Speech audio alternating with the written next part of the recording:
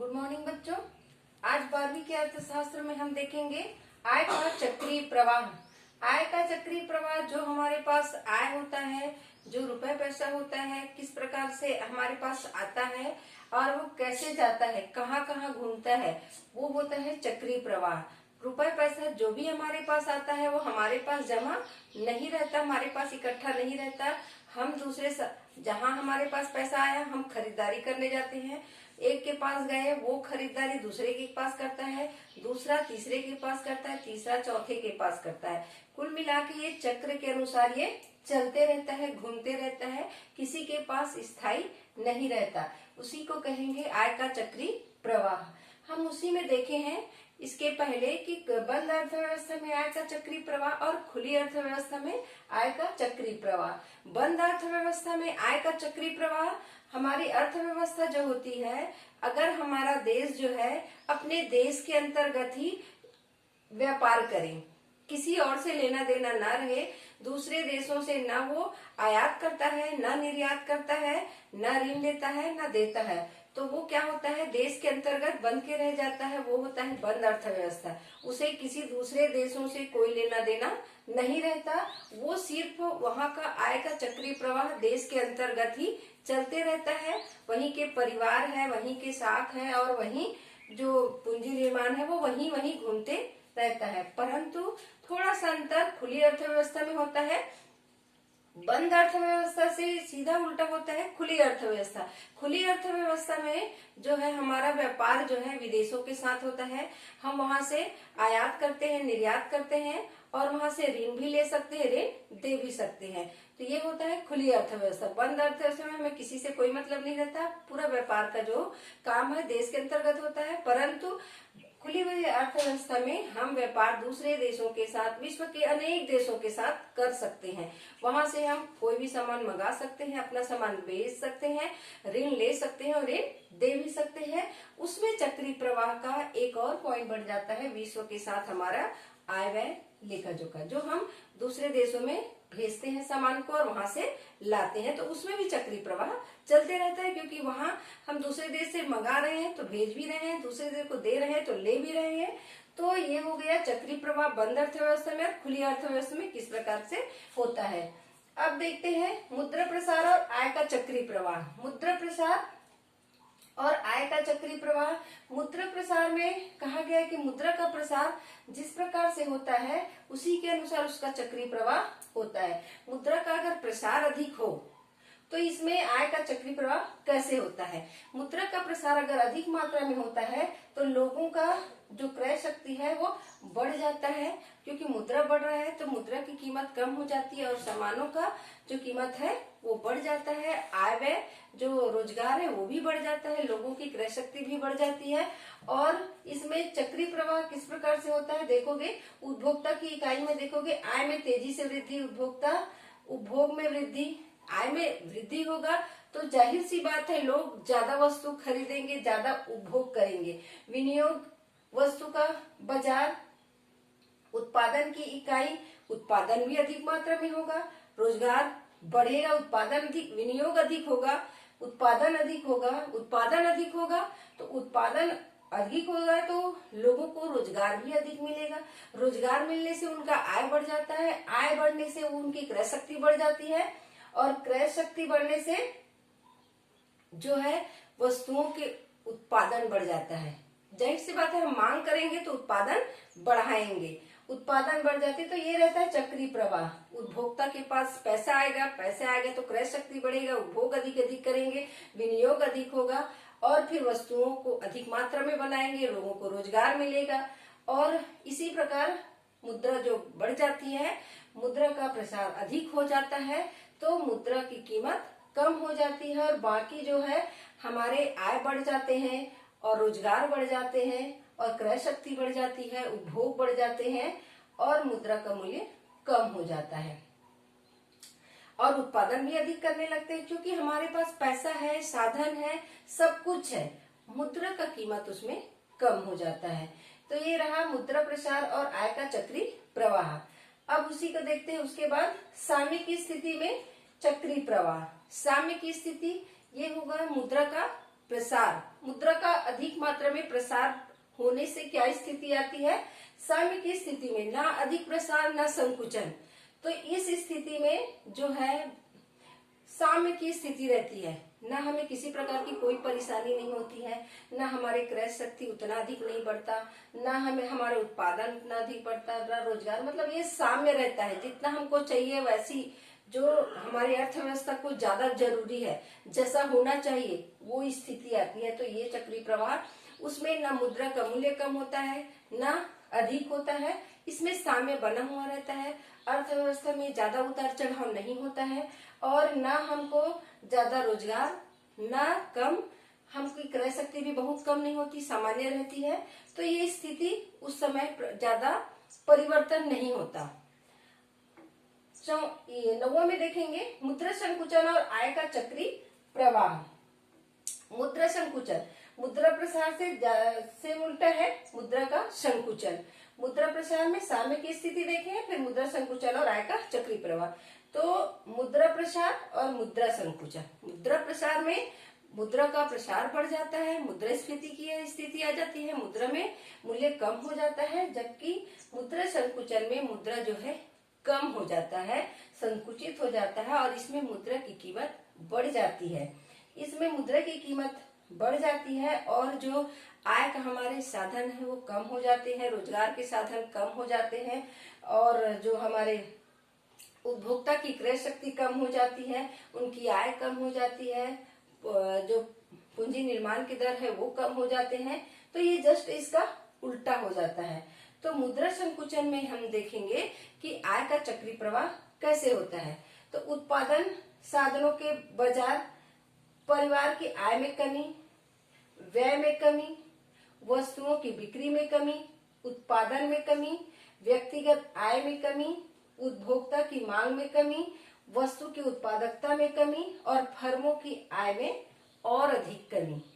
तो जब उसमें कीमत बहुत बढ़ जाता है रुपए की, तो जाहिर सी बात है जो वस्तुएं होती है वो सस्ती हो जाती है। इसमें क्या है, वस्तुएं जो है वो महंगी हो जाती है और मुद्रा का कीमत कम हो जाता है। इसमें मुद्रा का कीमत अधिक हो जाता है तो जो वस्तुएं हैं वो महंगी हो जाती है, रोजगार कम मिलता है। तो इसमें पारिवारिक आय कम हो जाता है, आय का साधन नहीं रहता, तो वो इसके पास आय का साधन नहीं रहेगा तो व्यय कम करेगा। व्यय कम करने से विनियोग कम होता है, विनियोग कम करने से उत्पादन कार्य कम होता है, उत्पादन कार्य कम होने से लोगों को रोजगार कम मिलता है और लोगों को रोजगार कम मिलने से उत्पादन कम होता है और उत्पादन कम होने से पारिवारिक आय कम होता है। तो ये चक्र चलते रहता है। लोगों के पास काम नहीं रहेगा, उत्पादन नहीं रहेगा तो उनका आय का साधन नहीं रहेगा, आय का साधन नहीं रहेगा तो व्यय कहाँ करेंगे, व्यय कम करेंगे तो विनियोग नहीं होगा, विनियोग नहीं होगा तो उत्पादन कार्य नहीं होगा, उत्पादन कार्य नहीं होगा तो लोगों को रोजगार नहीं मिलेगा, लोगों को रोजगार नहीं मिलेगा तो उनकी आय कम हो जाती है, उत्पादन कम होगा, बिक्री कम होगी और लोगों की उत्पादन क्षमता भी कम होती है। तो ये रहा चक्रीय प्रवाह, किसका कैसे असर डालता है, कहाँ पर क्या क्या असर डालता है वो दिखाया गया है कि कैसे उत्पादन होता है, उत्पादन के बाद किस प्रकार से, क्योंकि यहाँ कीमत क्या है, मुद्रा का बढ़ गया है। मुद्रा संकुचन में मुद्रा कम हो जाता है, मुद्रा कम होने से उसकी कीमत बढ़ जाती है और बाकी जो रोजगार है, आय है वो कम हो जाता है, लोगों की क्रय शक्ति कम हो जाती है और लोगों को रोजगार कम मिलता है। ये रहा मुद्रा संकुचन और आय का चक्रीय प्रवाह कैसे होता है, ये तीन हम देख चुके हैं। फिर अब हम देखें आय का चक्रीय प्रवाह समाप्त, आय के चक्रीय प्रवाह का महत्व देखते हैं। आय का चक्रीय प्रवाह का महत्व हमारे अर्थव्यवस्था में कितना महत्व डालता है वो देखेंगे। आय के चक्रीय प्रवाह का महत्व निम्नलिखित है। देश की राष्ट्रीय आय की गणना करने में आय के चक्रीय प्रवाह का अध्ययन बहुत उपयोगी है। देश की राष्ट्रीय आय, जब तक हम आय का चक्रीय प्रवाह अध्ययन नहीं करेंगे, हमको देश का राष्ट्रीय आय पता नहीं चलेगा। प्रति व्यक्ति आय से राष्ट्रीय आय का गणना करते हैं, तो जब तक प्रति व्यक्ति आय का गणना नहीं करेंगे तब तक राष्ट्रीय आय का गणना हम नहीं कर सकते। तो राष्ट्रीय आय का चक्रीय प्रवाह जब तक हम नहीं जानेंगे तब तक हम देश की राष्ट्रीय आय का नहीं जान सकेंगे, देश की राष्ट्रीय आय की गणना नहीं कर पाएंगे। आय के चक्रीय प्रवाह द्वारा हमें यह ज्ञात हो जाता है कि अर्थव्यवस्था ठीक से कार्य कर रही है अथवा नहीं। इससे चक्रीय प्रवाह से हम जान जाएंगे कि आय अर्थव्यवस्था जो है सही तरीके से चल रही है कि नहीं, क्योंकि हम बहुत सारे आय के चक्रीय प्रवाह बहुत सारे पढ़े हैं।